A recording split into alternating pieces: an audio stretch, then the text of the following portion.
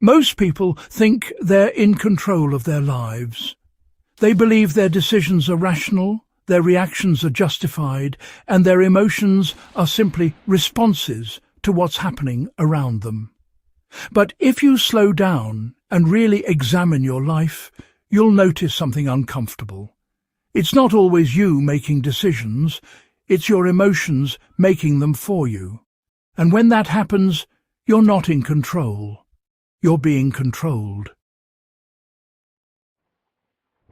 The truth is, emotions are powerful. They can push you to act fast, speak without thinking, and make choices you later regret. Anger can ruin relationships in seconds. Fear can hold you back for years. Attachment can keep you stuck in situations you know are wrong. And pride can stop you from growing when you need it most. The problem isn't that you have emotions. The problem is when your emotions have you. When you let anger take over, you say things you can't take back. When you let insecurity lead, you chase validation from people who don't respect you. When you let fear dominate, you avoid risks that could change your life. Over time, this creates a pattern. You start living reactively instead of intentionally. That's how emotions quietly take control of your life. Mastering your emotions doesn't mean suppressing them. It doesn't mean becoming cold or distant. It means learning to pause between what you feel and what you do. That space, small as it may seem, is where your power is. Let's break this down in a real way. Think about a moment when someone disrespected you. Maybe they said something out of line or dismissed you in front of others. The automatic reaction is to respond immediately, raise your voice, defend yourself, prove your point. But what usually happens after that? The situation escalates, you lose composure, and instead of gaining respect, you often lose it. Now consider a different response. You feel the same emotion, anger, but you don't act on it immediately. You pause, you observe. You decide how to respond instead of reacting impulsively. That doesn't make you weak, it makes you dangerous in the best way. Because now you're operating with control.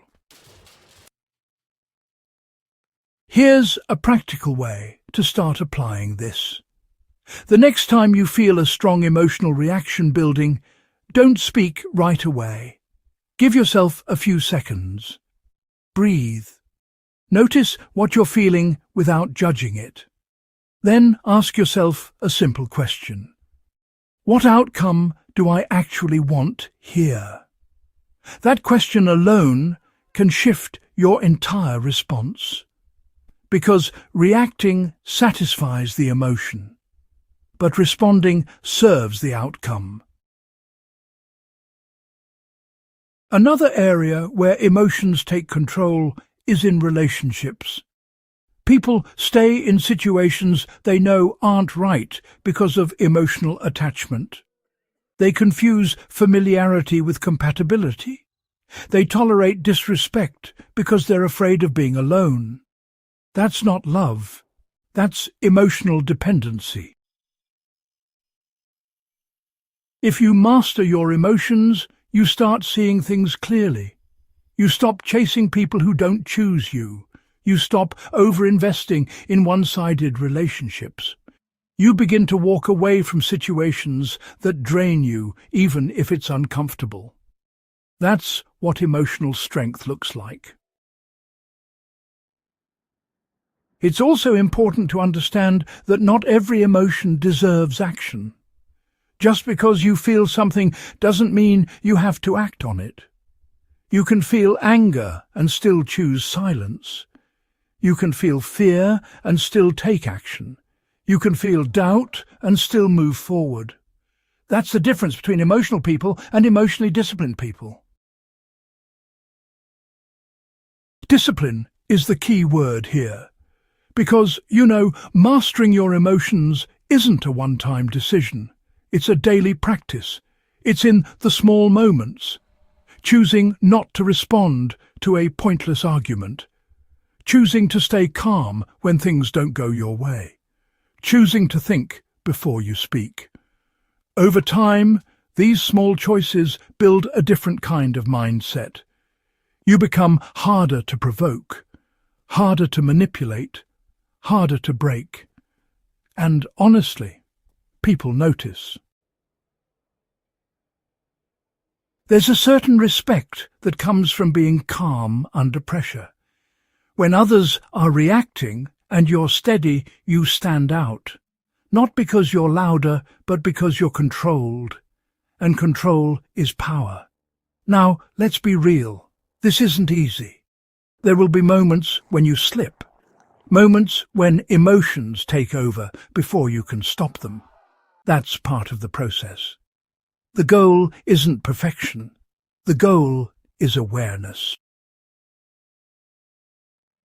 Every time you catch yourself reacting, you learn something. Every time you pause, instead of exploding, you get stronger. Every time you choose a response over a reaction, you take back control. And eventually, something shifts. You stop being a slave to your emotions. You stop letting external situations dictate your internal state.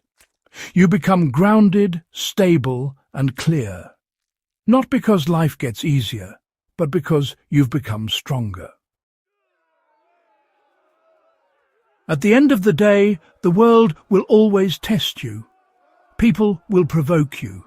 Situations will frustrate you. Things won't go your way. That never changes. What changes is how you handle it. So the real question is this. Are you going to keep letting your emotions run your life? Or are you going to take control and run it yourself? Because you can't have both. Master your emotions, or they will master you. If this hit you in a real way, don't keep it to yourself. Share it with someone who needs to hear it. And if you want more content like this, real, direct and practical, make sure you subscribe.